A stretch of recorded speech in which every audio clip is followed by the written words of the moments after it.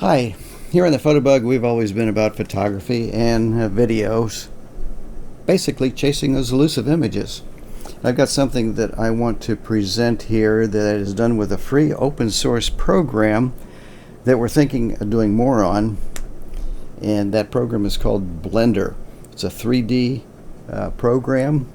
It's actually absolutely amazing considering it's open source and free. They're constantly updating. It's supported by Intel, Adobe, a number of firms. In fact, there have been a number of fully released movies. There was an animated movie here last year on Netflix that was done completely in Blender.